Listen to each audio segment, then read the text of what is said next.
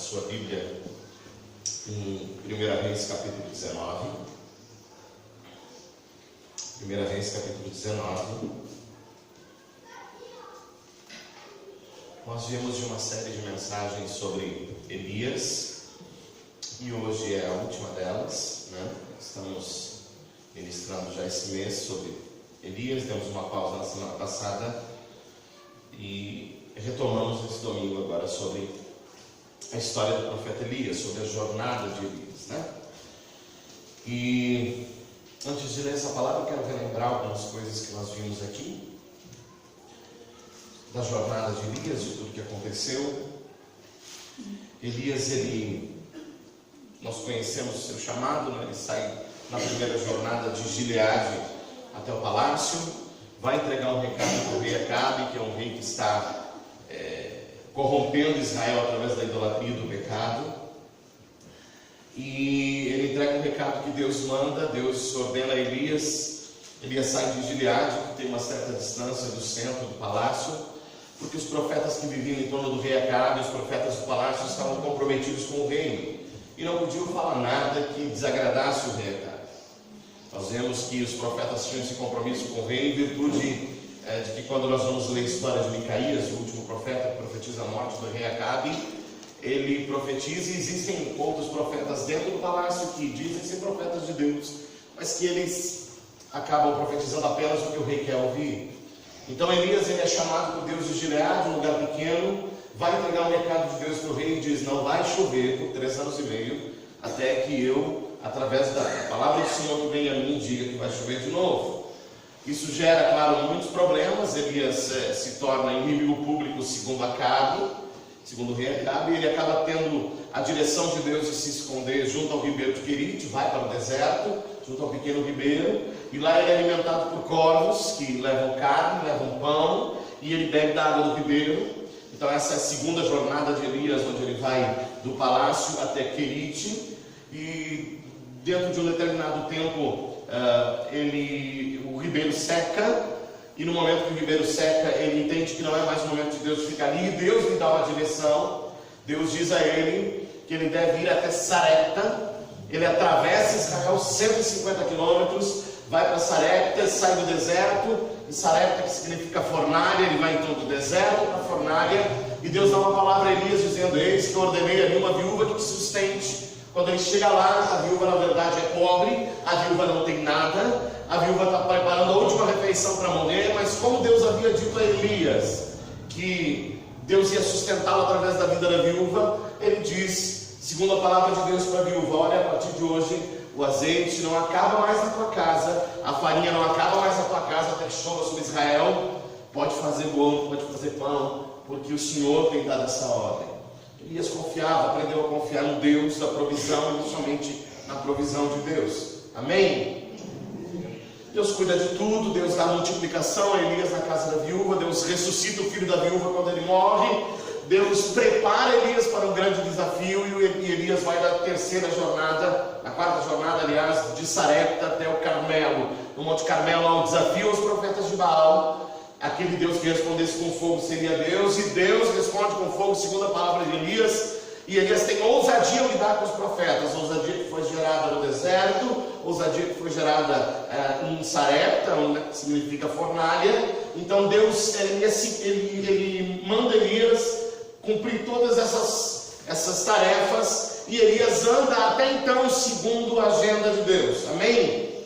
O resultado desses fatos é que, quando Deus derrama fogo diante do povo, o povo glorifica a Deus, e Israel reconhece Deus como Senhor. Amém? Amém. Nesse fato acontecem duas coisas. A primeira delas, que os profetas de Baal são presos e são mortos por serem falsos profetas, segundo a palavra do profeta, segundo a palavra que Deus deu a Elias. Elias obtém uma grande vitória diante do povo através daquilo que Deus desejava fazer. Entendemos que a ousadia de Elias não é uma ousadia gratuita, que Deus estava querendo demonstrar a sua ousadia sobre o povo, porque o próprio Deus, na hora de consumir o sacrifício, ele não consome somente o holocausto que foi colocado, ele consome o holocausto, ele consome a água, ele consome até as pedras. Então Deus mostra o seu poder de forma maravilhosa e terrível diante do povo. O povo se rende a Deus, os profetas são mortos e Elias profetiza que vai chover e chove. Amém? Esse é o resumo que a gente viu até aqui. Agora, Elias, vamos ler no capítulo 19 de 1 Reis, versículo 1, diz assim: Acabe contou a Jezabel tudo quanto Elias fizera e como matar a espada todos os profetas de Baal. Então Jezabel enviou a Elias um mensageiro dizendo: Assim lhe façam os deuses, e ainda mais, se amanhã a essa hora eu não fizer com tua vida como a um deles, como fizeste a todos eles, né? Vendo o perigo, Elias levantou-se para salvar a sua vida, se foi e veio a Beceba. Versículo 9: E ali entrou na caverna onde passou a noite, e veio a ele a palavra do Senhor, dizendo: Que fazes aqui, Elias? Ele respondeu: Tenho sido zeloso pelo Senhor Deus dos exércitos, porque os filhos de Israel deixaram a tua aliança e derribaram os teus altares e mataram a espada os teus profetas. E só eu fiquei, e me buscam para me tirar a vida. E disse o Senhor: Sai-te e põe-te em pé diante do Senhor. E eis que passava o Senhor, um grande e poderoso vento fendia os montes e quebrava as penhas diante do Senhor, mas o Senhor não estava no vento. Após o vento, um terremoto, mas o Senhor não estava no terremoto. Após o terremoto, um fogo, o Senhor não estava no fogo. E após o fogo, um ciclo agradável e delicado. Ouvindo, Elias cobriu o seu rosto com o seu manto. Ele saiu e pôs-se à porta da caverna, e eis que veio ele a voz, dizendo: Que fazes aqui, Elias? Ele respondeu: Tenho sido zeloso com o Senhor Deus dos exércitos, porque os teus filhos deixaram a tua aliança, derribaram os teus altares, mataram a espada os teus profetas, e só eu fiquei, e eles ainda querem tirar minha vida. E disse o Senhor: Vai e volta teu caminho pelo deserto de Damasco, chegarás e ungirás a Azael, rei sobre a Síria, e Jeú, filho de Nimsi, ungirás sobre rei de Israel, e a Eliseu, filho de Safate, de Abel-Meolá, ungirás para que seja profeta em teu lugar. Aquele que escapar da espada de Azael, Jeú matará. Aquele que escapar da espada de Jeú, Eliseu matará. E eu farei que fiquem em Israel 7.000 homens, cujos joelhos não se dobraram diante de Baal, e cujas bocas não o beijaram. Amém? Amém. Essa é a última jornada de Elias. Elias do Carmelo para a caverna, do monte para a caverna. Amém? Amém. E aqui é interessante porque nós falamos na semana passada que Elias seguia a agenda de Deus de forma muito obediente. Deus manda Elias sair de Gileade, da sua terra pequena, e se apresentar ao palácio para profetizar o rei, e Elias vai. Deus manda Elias sair do palácio, depois que ele ficou famoso como profeta, e ir para Querite, para o deserto, se esconder, e ele vai. Deus manda Elias sair de Querite e atravessar todo Israel num tempo de perigo, porque ele era muito procurado, 150 quilômetros para ir a Sarepta, e ele vai. Deus manda Elias ser sustentado por uma viúva, e ele entende que é a direção de Deus e profetiza a multiplicação na casa dela, e ele faz exatamente aquilo que o Senhor ordena. Amém? Amém. Até que Deus mandou Elias fazer, e Elias fez. Depois Deus disse para ele: agora vai para o Carmelo, vai lá e desafia o povo de Israel, e pode propor um desafio sobre o Deus que mandar descer fogo, esse é Deus. E Elias faz exatamente o que o Senhor mandou. Amém? Amém. O único lugar que Deus não mandou Elias ir é a caverna. De tudo isso, de toda essa jornada de Elias, esse é o lugar que Deus não disse para Elias ir. A caverna é um lugar de fuga. A caverna é um lugar onde Elias, entendendo que está sendo ameaçado, entendendo que a sua vida corre perigo agora, ele resolve se esconder. Agora, preste atenção nisso. Nós lemos o texto todo até aqui, a gente consegue entender, lendo bem essa história, que Elias corre perigo desde o dia que saiu da sua terra. Elias corre perigo, e ele deveria estar temendo pela sua vida, desde o dia que ele saiu de Gileade e foi até o palácio, para profetizar para o rei que a casa do rei estava em pecado, que o povo estava em pecado por causa do rei, e que por causa disso Deus ia fechar os céus por 3 anos e meio e não ia chover na terra. Elias sofria ameaças frequentes, e ele tinha que se preocupar com isso desde o primeiro dia que saiu da sua terra. E nós vimos Elias experimentar todos os milagres de Deus O milagre da provisão, que veio do nada, no deserto de Querite, porque corvos traziam comida para ele, isso é milagre, e põe milagre nisso. O milagre de beber do ribeiro no meio do deserto, o milagre de atravessar todo Israel para ir a Sarepta sem ser notado, sendo o homem mais procurado em Israel. O milagre de chegar na casa de uma viúva pobre e ver Deus multiplicar o pouco que ela tinha a provisão para tanto tempo. O milagre de ver o menino, filho da viúva, sendo ressuscitado quando ele morreu, porque era um milagre, maior milagre que ele tinha experimentado até então. E Elias então ele vem numa crescente de milagres.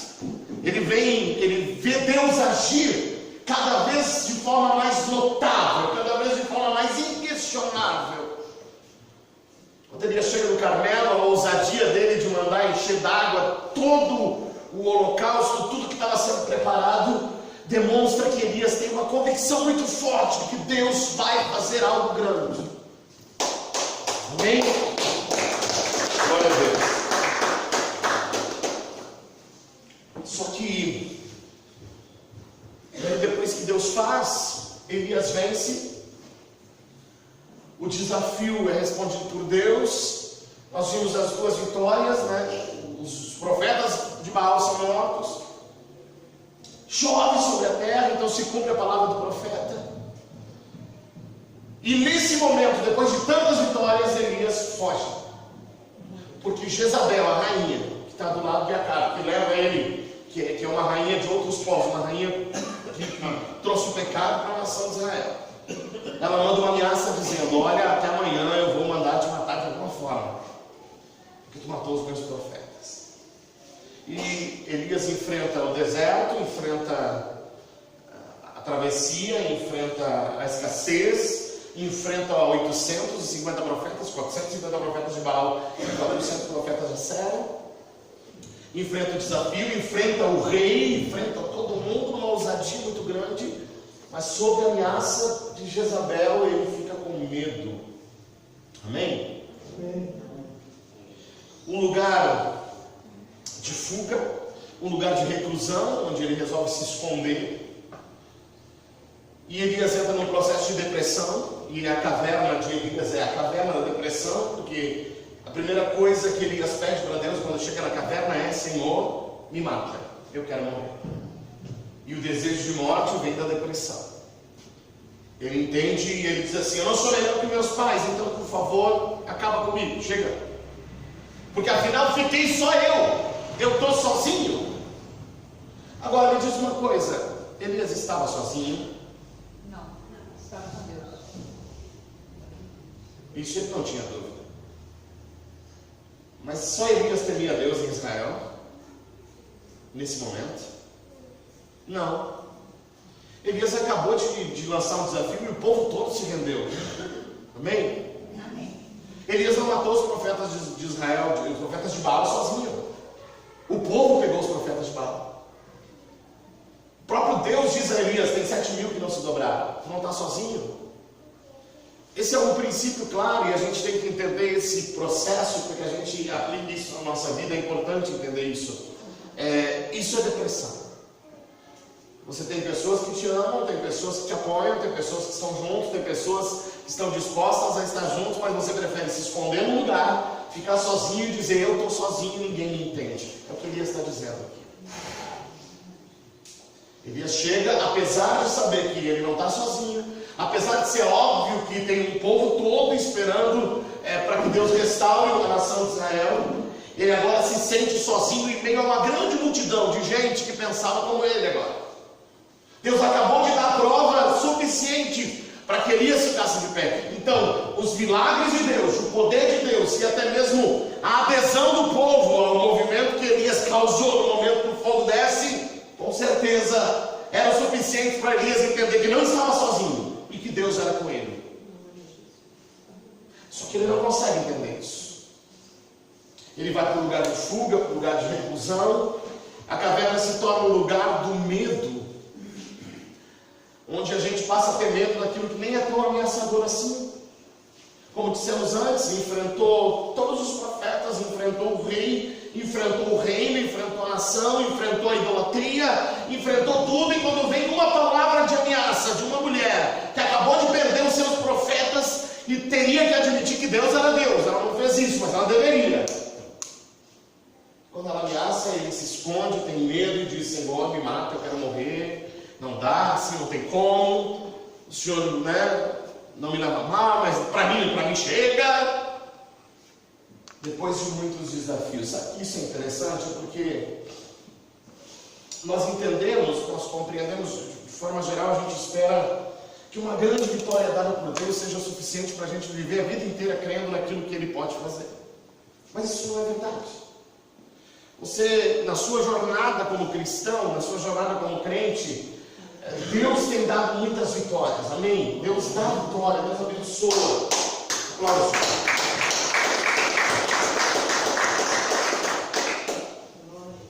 Só que, muitas vezes, lembrar daquilo que Deus fez não é suficiente para que a gente se sinta seguro. E tem um perigo muito sério, porque a caverna, que é o lugar que a gente se esconde quando a gente está se sentindo mal, sem explicação nenhuma, ela gera em nós um medo irracional. Amém? Amém. Depressão gera medo irracional. Depressão faz a gente ficar com medo daquilo que não é ameaça. Depressão faz a gente ficar com medo daquilo que a gente não deveria ter medo se raciocinasse só um pouco. Se pensasse só um pouco, a gente olharia e conseguiria enxergar a situação de uma maneira muito mais clara e a gente não entraria nessa, mas a gente entra porque o medo é irracional.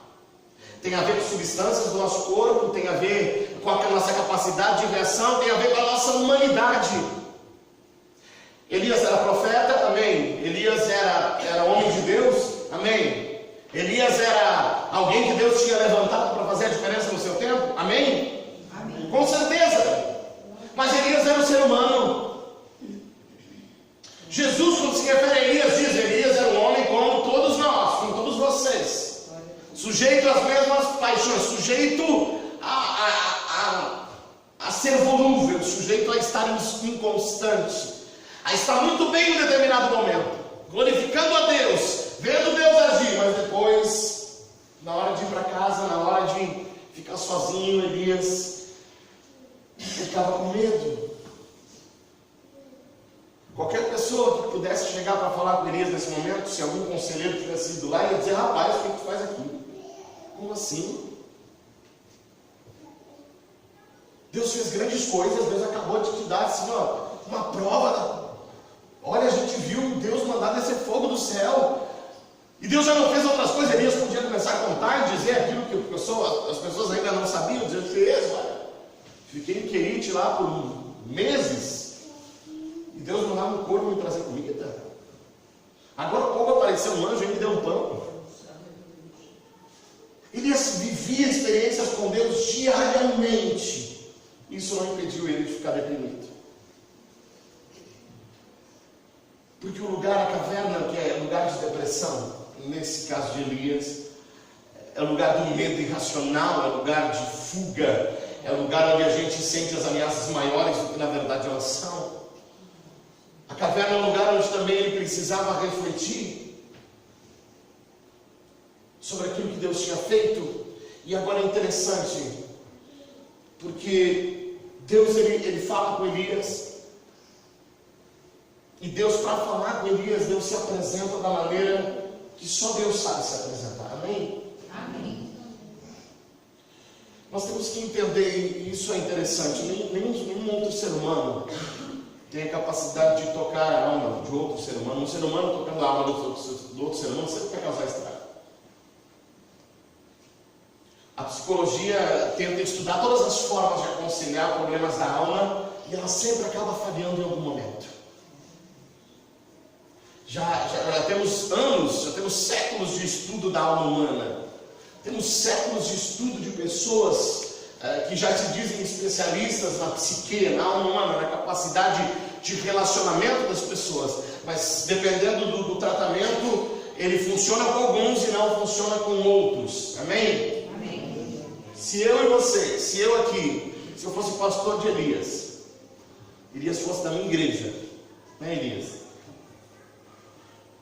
Se o profeta Elias fosse da minha igreja, e depois de tudo isso ele fosse para uma caverna, eu acho que eu ia lá bater nele, xingar ele.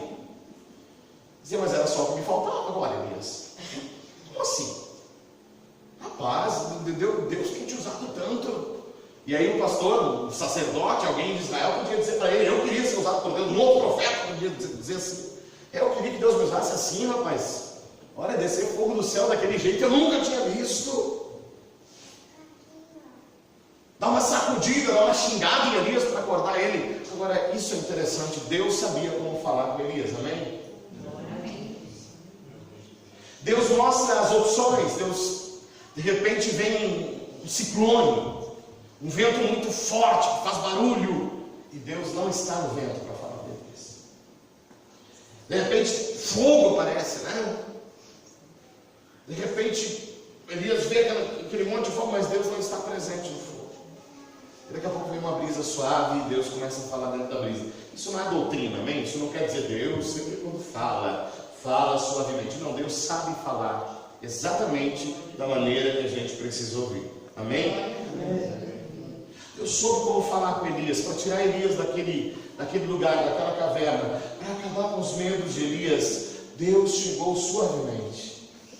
Porque observa assim, um vento forte, o fogo descendo, tudo isso Elias já tinha visto. Elias só não tinha conhecido a face do Deus cuidadoso, que chega para falar com carinho, amém? Amém. Elias conheceu a provisão de Deus.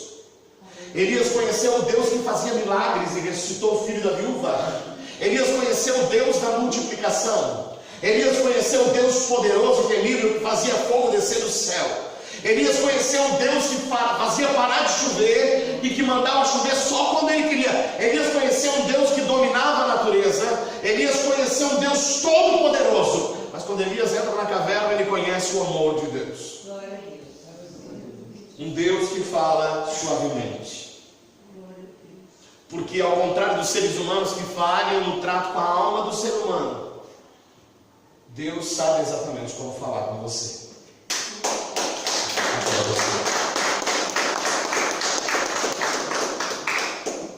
Deus não falha na hora de falar. Amém? Amém? E sabe o que é interessante? Deus tem todos os modos de se apresentar. E talvez a aula da caverna seja exatamente o Deus que mostra: eu tenho poder para mover o vento, para fazer fogo do nada, mas eu também sei falar intimamente. Na caverna, para tirar da depressão, Deus fala com amor. Porque na verdade Elias vai para a caverna por falta de se sentir amado, amparado. Ele andou muito tempo sozinho. É como ele se sentia quando ele vai para a caverna. Ele se identifica com o lugar. Ele diz assim: eu estou sozinho, ninguém me apoia, ninguém me entende. Eu estou aqui, eu já fiz de tudo, eu fiz tudo por todo mundo, eu cuidei de todo mundo, eu cuidei de tudo, eu profetizei, a chuva já veio, está tudo resolvido, e agora estão dizendo que vão me matar. Eu estou sozinho. E Deus chega e começa a dizer: Elias, não, tu não está sozinho.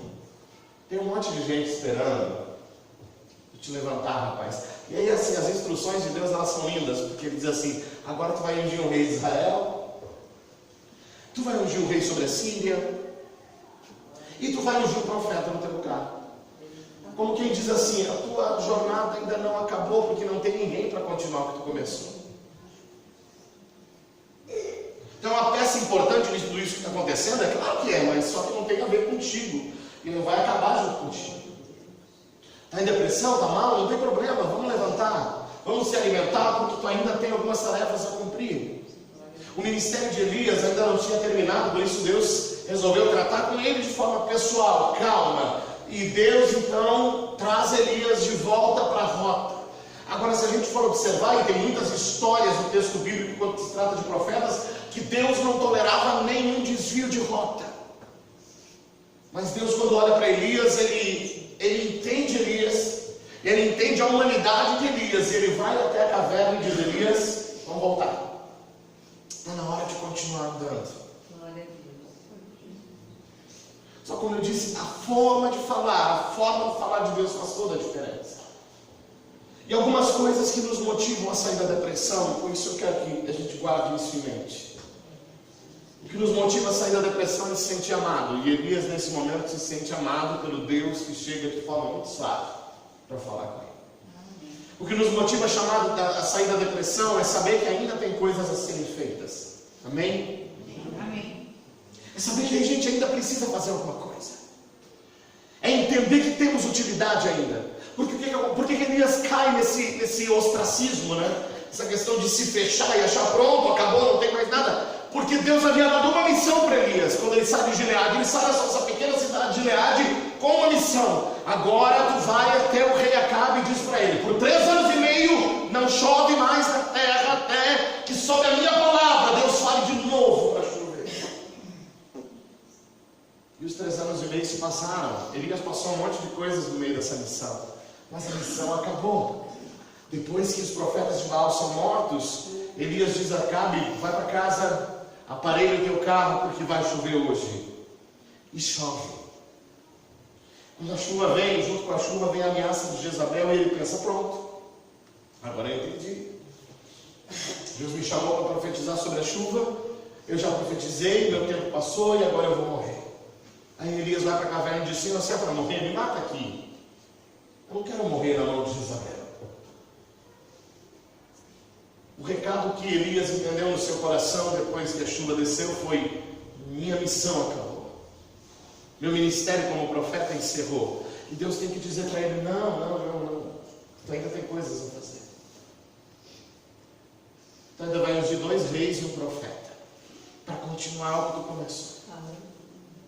E ele ainda diz assim: não se preocupa, porque aqueles infiéis, aqueles que não se renderam a mim, eles vão ser mortos à espada pelos 2 reis, e os que sobrarem dos 2 reis, Eliseu vai dar um jeito neles. Ele diz assim: olha, eu vou te dizer exatamente o que fazer. E Deus dá instruções muito claras, diferente daquela situação quando Deus vai moldando Elias, que Deus diz assim: Elias, sai agora e vai, que eu já falei com uma viúva que te sustente. E quando Elias chega lá, não é exatamente aquilo que nós imaginávamos, talvez Elias imaginava. A viúva não é rica, a viúva não tem condições, ela precisa de uma palavra profética da parte de Deus para que haja multiplicação. Agora Deus dá detalhes a Elias e diz: vai, dá o nome dos reis, dá o nome do profeta e diz: tem coisa a ser feita ainda, o teu trabalho ainda não acabou. Algumas coisas que a gente precisa saber para sair da depressão é que a gente tem utilidade ainda, é que Deus nos quer como seres humanos ainda úteis. E eu creio muito nessa questão da utilidade para Deus. A utilidade para Deus é o seu maior propósito de vida. Amém? Ser útil para Deus. Salve o Senhor. Ser útil para Deus é a coisa mais importante que existe para viver. Se sentir útil é uma motivação muito séria. Quando a gente começa a se sentir inútil, a gente se deprime. Amém? Outra coisa que Deus tem a capacidade de dizer é: você não está sozinho. Isso não é verdade. Sabe o que Deus está fazendo com isso? Ele está dizendo: aquilo que você pensa sozinho não condiz com a realidade.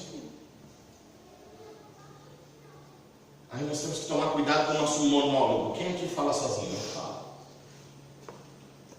Ó, ninguém se acusa. Mas quem aqui conversa consigo mesmo? Não precisa falar alto, às vezes fica pensando, discutindo. Eu discuto comigo, respondo e discordo.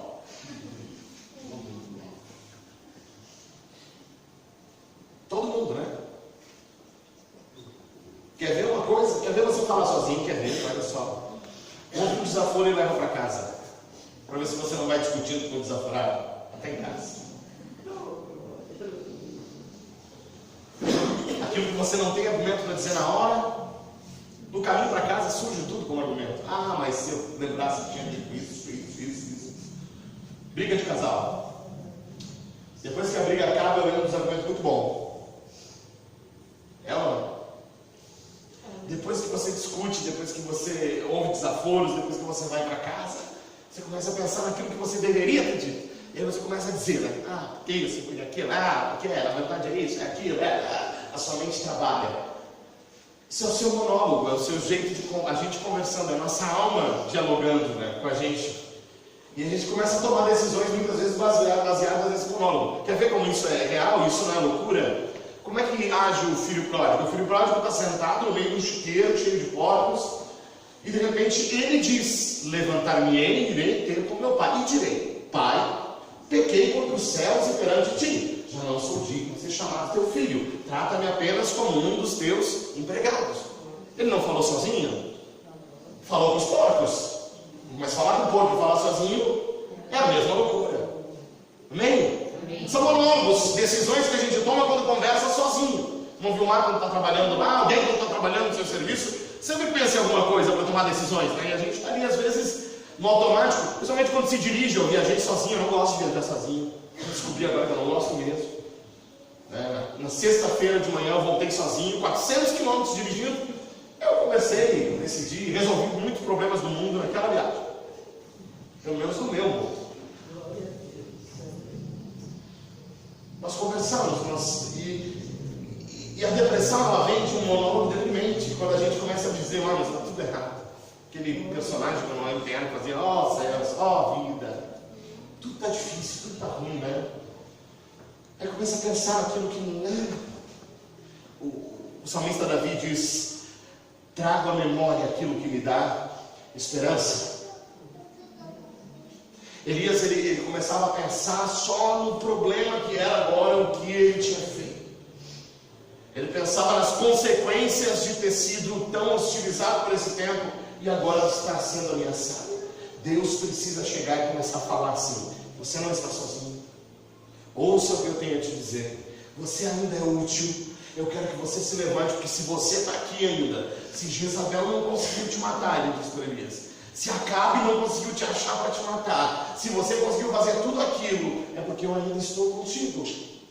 E se eu estou contigo, tem alguma utilidade para mim. E eu quero dizer para ti, tem 7.000 ainda que estão esperando o profeta Elias se levantar de novo. Tem reis para ser ungidos, tem profeta para continuar. Deus precisa dizer aquilo que Ele tem para nós, para que a gente se levante de novo. Amém? A saída final da depressão tem a ver com ouvir a voz de Deus. Com ouvir Deus. Tem a ver com parar de ouvir as nossas ideias. A nossa ideia, porque a nossa visão é muito limitada. A gente não consegue enxergar que Deus ainda tem esperança através de nós. Amém? Amém. O lugar da caverna ele pode ser assustador, mas Deus fala de forma surpreendente para nos tirar de lá. Deus tem capacidade de falar. Deus sabe tirar você de qualquer buraco. Amém? Amém. Não importa o lugar que a gente se enfie sozinho, Deus tem mão para nos tirar de lá. Deus tem capacidade de nos arrancar do nosso próprio lugar que a gente se escondeu. Amém? Amém. E o mais incrível de tudo isso, Deus sabe falar exatamente do jeitinho que você precisa ouvir Ele. Do jeito que você precisa ouvir. E aí você vai ouvir, lembrar de tantas vezes que Deus já falou com você de forma diferente. Amém? Amém. Deus fala direto? Fala. Deus fala através da sua palavra? Fala. Deus fala através de outra pessoa? Fala. Deus fala através de um louvor? Fala. Deus fala de todas as formas. Então qualquer caverna que você se enfiar, Deus tem voz para entrar lá e tirar você através da sua voz, através da sua poderosa voz, de forma suave, de forma tranquila, de forma que Ele sabe que você precisa ouvir. Deus pode dizer hoje, você não está sozinho.